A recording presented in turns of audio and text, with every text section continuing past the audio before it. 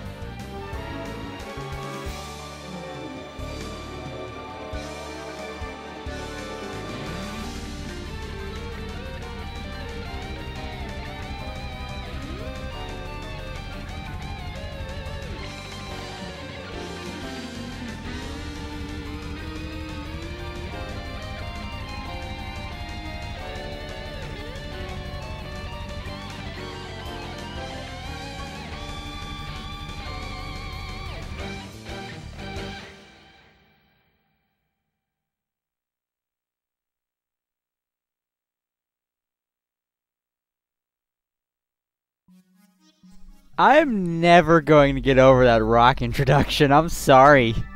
Greetings, suburbanites. Welcome to Let's Play Yu-Gi-Oh! Duelists of the Roses. Hi, I'm Billy12510. What you see is not a trick, not an illusion, not a mirage, and not a practical joke. All those kind of mean the same thing. Oh well. Let's get started, I guess.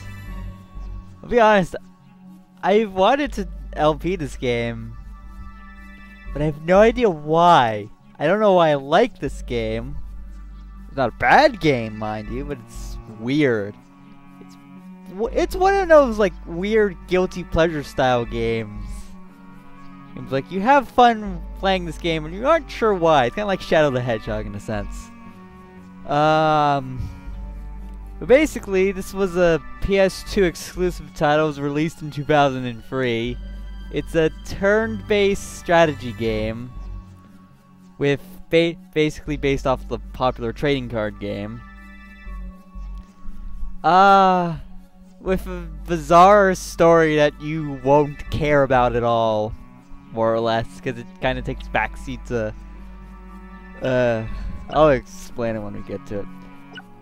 There are not a lot of modes in this game. There's New Game, there's Continue, there's Custom Duel, and there's Trade. I'm gonna get over Trade right now. If you have one memory card of save data for this game and you put it in slot 1, then you take a second memory card of save data for this game and put it in slot 2 of your PS2, you can trade cards between the two save files. Good luck finding people to do that with nowadays. Because today is now 2014. Custom Duel I'll be sure to go over because I kind of like Custom Duel and you can do a couple cool things with it. But other than that, let's just get started. Why am I playing this game? You're gonna hear me say that a lot. Trust me. So basically, here's the story. You're gonna get it now. The British Empire in the 1480s. The Wars of the Roses, a power struggle between the houses of Lancaster, Red Rose, and York, White Rose, to decide a royal successor was nearing an end. Yeah, this game is basically set in 15th century England during the time of the Wars of the Roses. No one knows anything about this because no one ever goes over to any history textbooks I could find. Like, the first time I actually heard about this was by playing this game. And then I was in like a music class in like middle school, and then I found out like there was this timeline of like musical progression, and then there was this other timeline dedicated to things that were other things that were going on during the time, and I see on this timeline War of the Roses. Like, that was real? But anyway, New York is still in the lead. The reign of Richard III was about a step away. I don't know if I should read this or not. I could skip through all of it, and you would probably just about care whether or not I read the story or not. So, yeah, because we change these people to people after the anime just for convenience' sake. That guy's not important.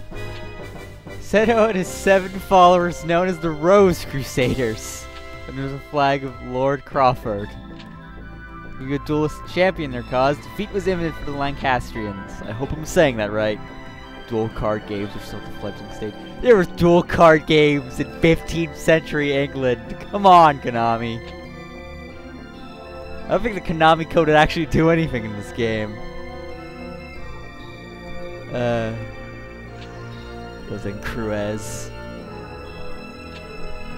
So summon a duelist from another age.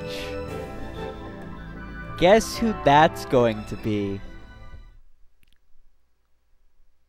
Hey, look, there's Stonehenge. Ooh. Summoned from the mystic circle of red and white roses, the one capable of harnessing pure power. Why did I know? There's proof to the legend of the Rose Duelist. Lady Margaret, I did it! Now we have the means for defeating the evil forces of Rosencrantz. If I mess up any pronunciation, I'm not gonna care. Apologies, in my excitement, I'd forgotten I was in the presence of the Rose Duelist. Allow me to introduce myself. I am Simon McMoran, High Druid and Servant of Lancaster.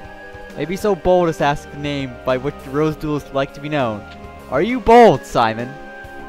Now, believe it or not, this name entry screen, it has more significance than you would immediately think. Like, you would think, oh, well, I'm just going to input my name here, and this is what I'm going to be known as by all the characters in the game. Not true. For the most part, you're just going to be called the Rose Duelist anyway. Hell, I could even put in my entire username if I so wished, but I don't know if I'm going to do that or not. The reason why this has such a significance will be explained in just a bit. I'll just go with my standard name for now, although I don't remember if that's what I need for what I want.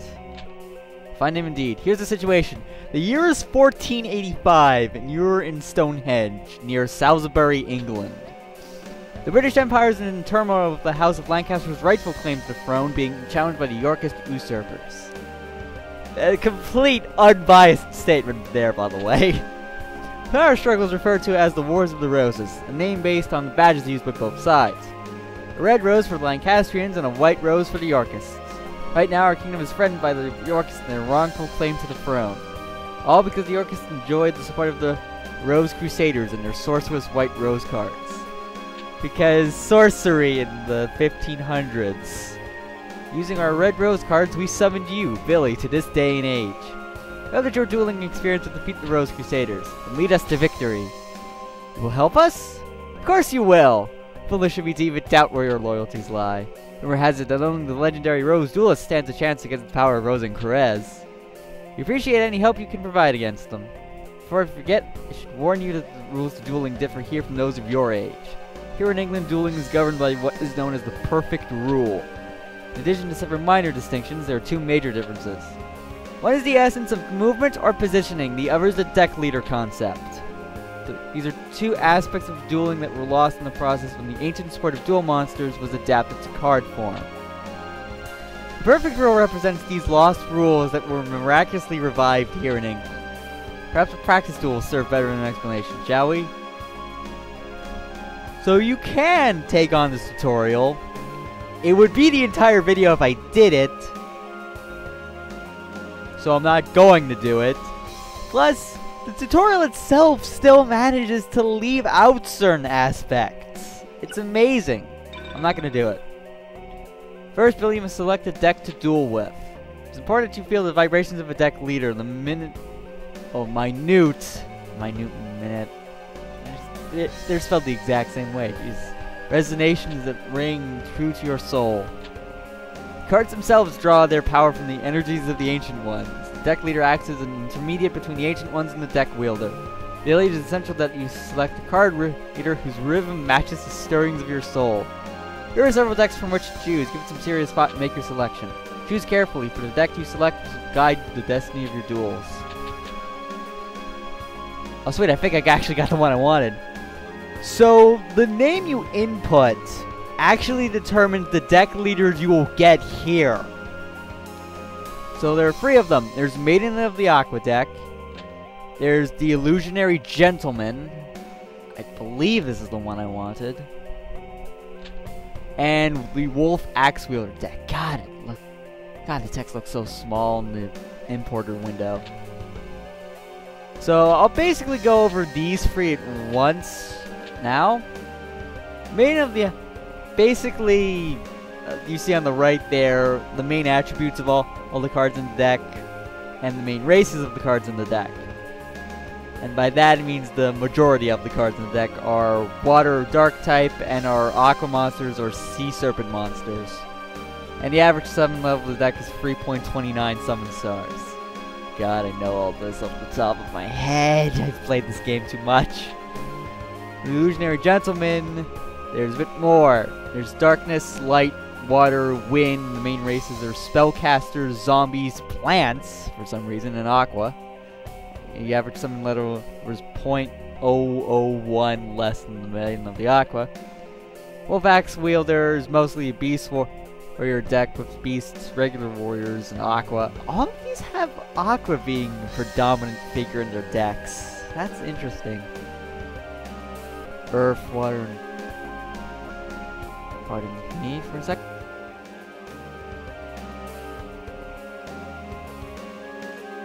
Now where was I?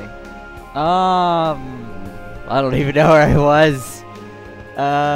Right. I think the deck I want to use is the Illusionary Gentleman. It's weird. I usually end up getting Fairy King Truesdale as one of the deck leaders, and if this is your first time playing this game, that's the deck you probably want to start off with. It's the easiest one to use. And then there are just like a few that I know off the top of my head. But I'll go with the Illusionary Gentleman, because they tend up being more of a spellcaster person anyway. So that's the effect of the Celtic Red Rose cards. Looks like there's some truth to the rumor that Red Rose cards are capable of time transformation. Who's there? It's been some time since the Battle for Net, old one. Hey, you're not important at all. Roseanne Crez, what brings you here? Only a member of the Rose Crusaders may call me by that name. You may recall I told you once before that you may only address me as Seto. Does memory fail you, old man? Yeah, because we're trying to tie this game in with the anime as much as we can. So you have to call me Seto. And you must be the dreaded Rose Duelist. I must admit there's a certain aura of power emanating from you. I believe an introduction is in order. I'm Seto, leader of the Rose Crusaders. There are members of our little group who prefer to call me by the name of C. Roseanne Cruz. I ask you again, what brings you here, Seto? Mind your manners, old man. Pretty good Pearl Jam song. I have to segue out of this somehow. This is getting awkward. What else would bring me here? I've come for the Red Rose cards. After all, it was you who showed me how the summoning capabilities would evolve when the Red Rose cards are combined with the transport powers of the White Rose cards. You aren't thinking of attempting the Forbidden Rose summoning. If so, then the Red Rose cards must never fall into your evil hands. Card sorcery taps into the powers of the Ancient Ones. By their very nature, each card is a double-edged sword that can cut both ways. You can't see this, but my hand is just completely covering my face right now. Like the ultimate face palm. The story does not make any sense.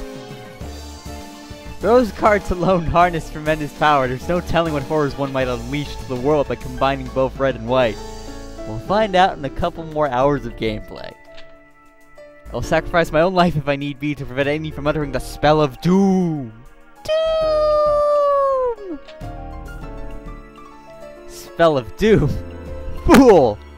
16 red and white rose cards grant power over all! Druid legend has twisted the true meaning of these cards. We Rose Crusaders have sworn to create a utopia free from the ravages of war by waging war. I love your self-contradictiveness. We intend to accomplish this with the power of the cards. We should do so by extending the rule of Richard free throughout the known world. ... By the way, it was clever of you to form a circle of red roses within the white rose barrier to summon the rose duelist. But you were foolish to come alone. This area is surrounded, and if you wish to leave with your life, you will do so only by handing over the red rose cards. Me? A fool? Then what about you? Are you fool enough to actually believe the red rose cards will remain here in my possession? Right after the summoning, I had the cards dispersed amongst our best duelists to keep them from your tainted hands. How did you even do that?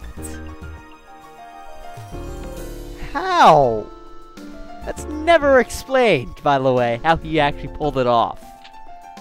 And you leave me but with one option. I shall enlist the aid of your precious rose duelist. You take leave of your senses. And you speak too soon, old man. Heed my words, duelist. If you wish to return to your proper time period, you will require 16 cards of the red and white roses. The red and white positions must be laid out in reverse of the summoning order to send you home. You know the spell. Since you need the 16 rose cards as much as we do, I propose a partnership. Help us gather the cards and I shall guarantee your return after you've achieved our ultimate goal. An absurd proposal. Do you think that the Honorable Billy would even lend an ear to your ridiculous proposal? Can you be so sure, old man? Let me see. Simon's side has 8 of the red rose cards, while my side, the Rose Crusaders, has possession of the 8 white rose cards. As the numbers are even, simple arithmetic indicates that you can side with either of us. I was expecting a 1, it wasn't in the text. I'm sure you'll take into account who's winning this war. After all, who is desperate enough to summon you in the first place? By the way, speaking of text, 15th century England, no English dialect at all. Just wanted to throw that out there. I think it's quite clear which side is better positioned to send you home. Billy, heed not the words of this power-hungry lunatic. Well, not power-hungry fool, disappointment. Simon, must you resort to name-calling? I'm hurt. I'll tell you what, why don't we leave the decision to our dear duelist? After all, Simon, the duelist's future is not for us to decide now, is it? Well, yes, but... Splendid! I saw that one coming before the text came on screen. That's going to be awkward to edit. In keeping with the tradition of the Old Temple Gardens, I offer you a choice, duelist. Here are 2 roses. The white represents me and the red for old Simon here. For the sake of justice, choose the red rose. Stand by my side, duelist. Choose the white rose. So, there are 2 campaigns to this game. To beat it 100%, you need to go through both of them. You can side with the Lancastrians, or you can side with the Yorkists. If you side with the Yorkists, you will... Basically, whoever you choose to side with determines who you will be dueling throughout the campaign. If you side with the Lancastrians, you'll be fighting the antagonists of the anime. So people like Weevil Underwood, Rex Raptor, and Kaiba here. And if you side with the Yorkists, you'll be dueling against the protagonists of the anime. So people like Tristan, Joey, Taya, people like that. It's completely up to you. And I'm going to go through both of them anyway. But I have no idea which one I want to tackle first. That's the issue. So like all good decisions that must be made, I'm going to flip a coin.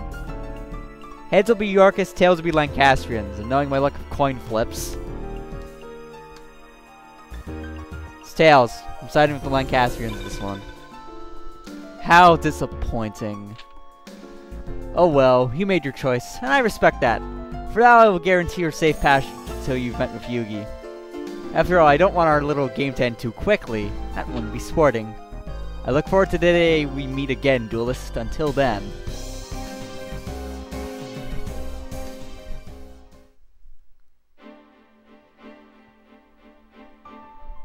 The French Empire pressed Isle of Bretagne. I think I pronounced that right. I'm not French at all. Oh my god, this theme. Okay, so one thing I have to give this game credit for.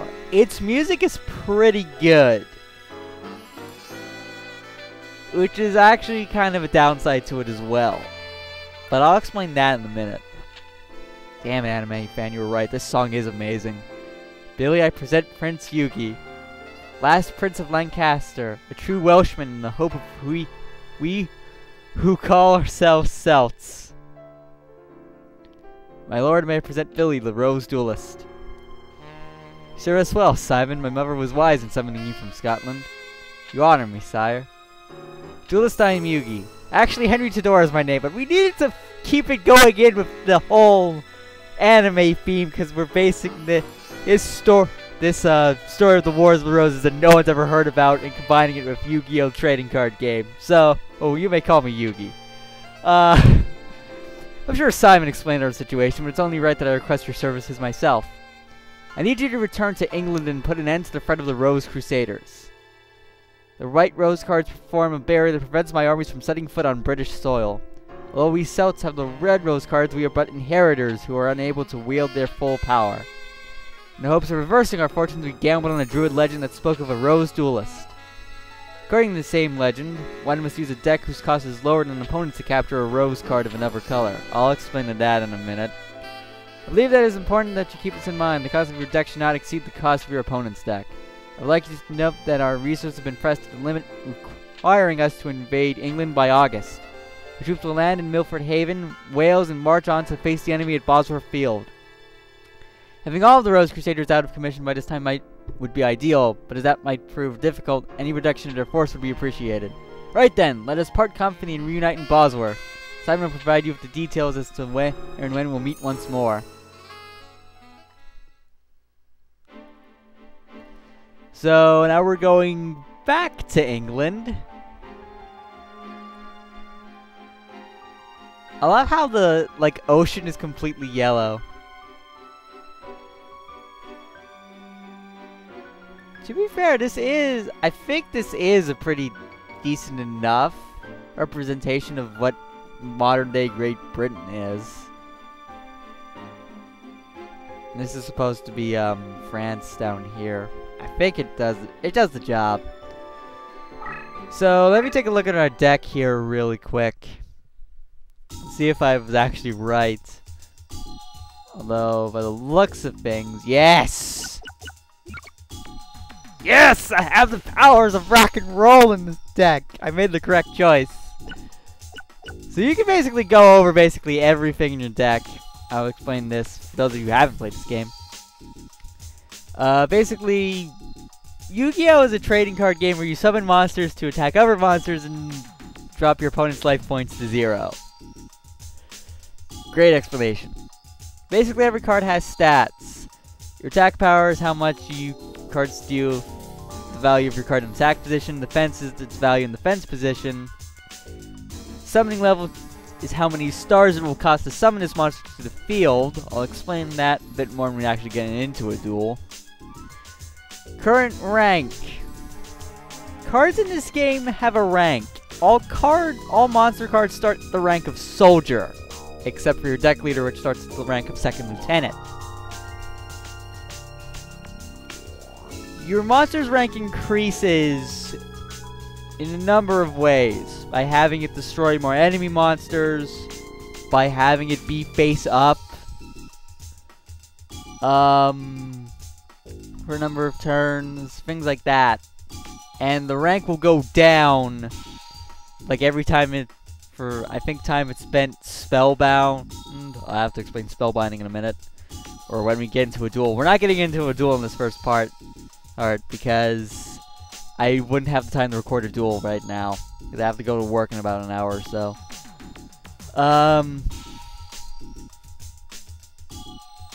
So time spent spellbound. Time while the card is face down, I think. And if it ever gets destroyed and sent to the graveyard, that hurts its rank as well. But a card can never be... If it has enough points, a card is promoted to the next rank, but it can also get demoted back to its previous rank. However, once a soldier has been promoted to the rank of second lieutenant, it can never be demoted back to a soldier. That's basically NCO, rank is soldier.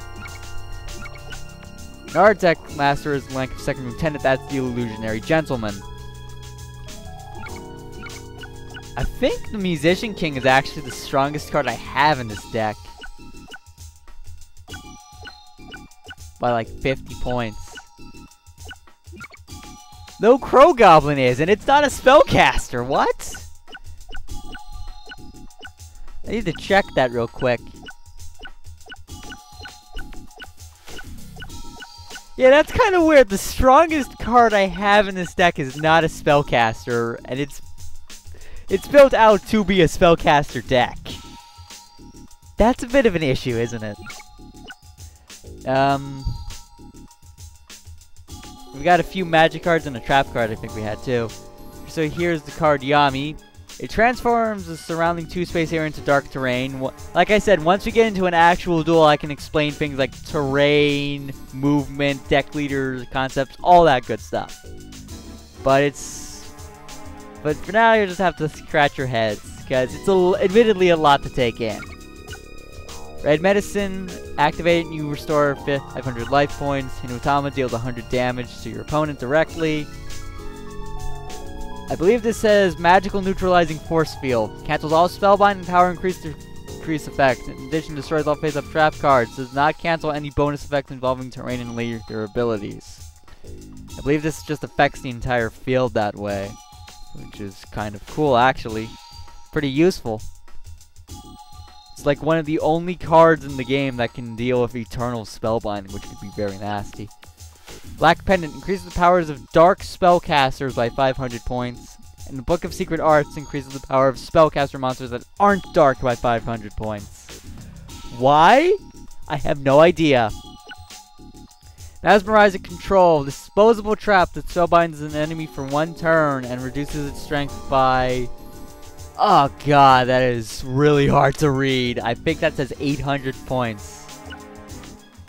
And Magic Jammer. Disposable trap triggers when an opponent's magic or ritual card is activated and cancels the card's effect. That's a really good card too. Oh, that's right. There's a few other things you can do while on the deck screen, but I can't do it with this controller for some reason. I believe it's the left thumbstick allows you to reincarnate a card, but that you can only do that after 5 duels against the AI or whatever. And we're not L2, L3. I can move with this thing, but I can't press it in, which is weird. And R3 will let you enter in passwords, although actually I might have gotten those two mixed up. But I can't do that with this particular controller. Good thing I brought my other controller with me. But yeah. That's pretty much just gonna do it for this part. Not a lot of action happened. But to be fair, I think you will want at least a minute or so to just have it all sink in that I'm actually doing this. Because I still need to have that happen. So next time let's play Yu-Gi-Oh! Duelists of the Roses. I can't believe I'm saying that. We're gonna get into our first duel with someone. I'll see you then. Yeah, sure, let's save the game. Okay, save completed. Bye, everybody.